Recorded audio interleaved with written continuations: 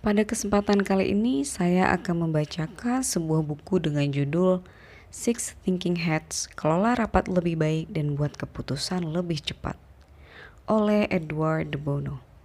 Sebuah karya klasik mengenai rapat dan pembuat keputusan. Buku ini terdiri dari 43 bab, dan sekarang saya akan mulai membacakan bab 5. Pemikiran topi putih. Fakta siapakah ini? Ini fakta atau kemungkinan? Ini fakta atau keyakinan? Adakah fakta-fakta lagi? Banyak yang disampaikan sebagai fakta hanyalah sebuah komentar yang dilontarkan dengan penuh keyakinan atau sekadar keyakinan personal saat itu. Kehidupan harus berjalan. Tidaklah mungkin untuk memeriksa segalanya dengan kekakuan yang dituntut dari sebuah eksperimen ilmiah. Jadi pada praktiknya, kita membentuk semacam sistem 2 tingkat.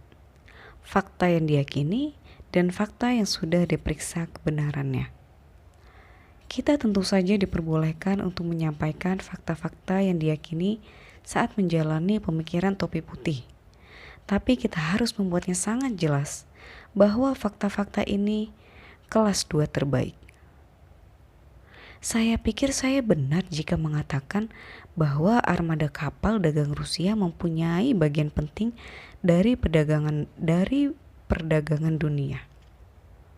Saya pernah membaca bahwa alasan para eksekutif Jepang memiliki perkiraan pengeluaran yang sangat besar adalah karena mereka menyerahkan seluruh gajinya kepada istri mereka.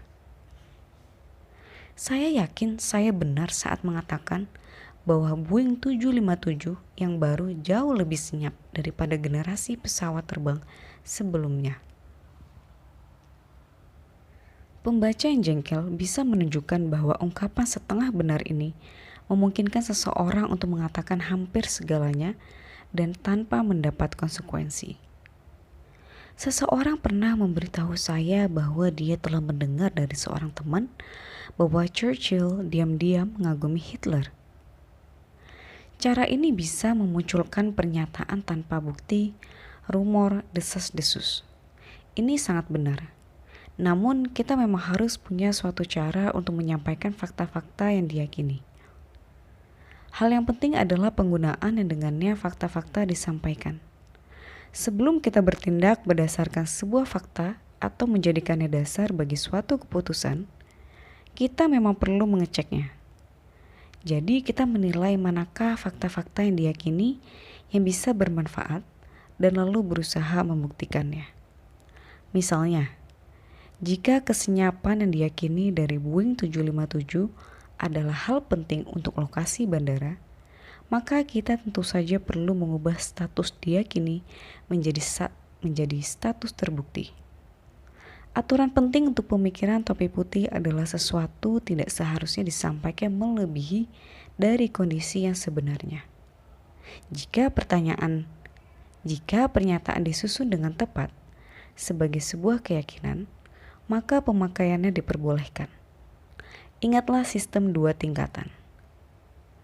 Izinkan saya mengulangi bahwa kita tentunya butuh keyakinan itu bertingkat karena sesuatu yang tentatif, hipotesis, dan provokatif adalah hal penting bagi proses berpikir. Mereka memberikan kerangka kerja yang mendahului fakta-fakta. Kita sekarang tiba pada hal yang agak sulit. Kapan keyakinan menjadi opini? Saya bisa meyakini bahwa Boeing 757 lebih senyap.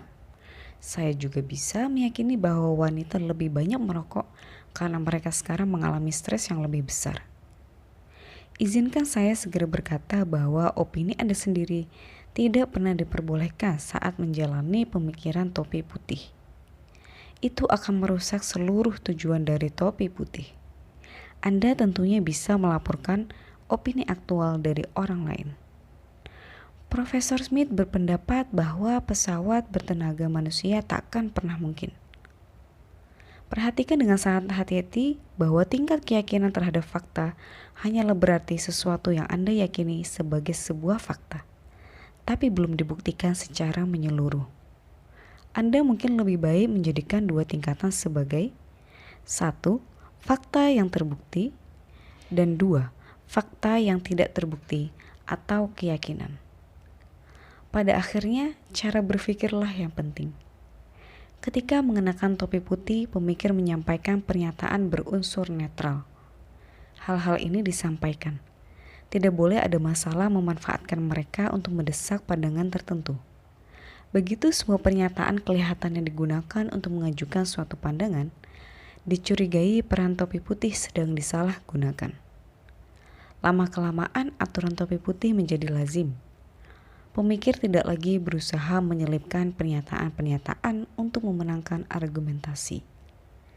Kemudian berkembanglah objektivitas netral dari pengamat ilmiah atau pengeksplor yang memperhatikan dengan seksama perbedaan fauna dan flora tanpa terpikir untuk menggunakan mereka lebih lanjut. Tugas pembuat peta adalah memetakan. Pemikir topi putih menyajikan contoh-contoh seperti seorang anak sekolahan mengeluarkan dari kantongnya beberapa koin, beberapa permen karet, dan seekor katak. Sekian bab 5 saya bacakan. Terima kasih sudah mendengarkan. Sampai jumpa di bab selanjutnya.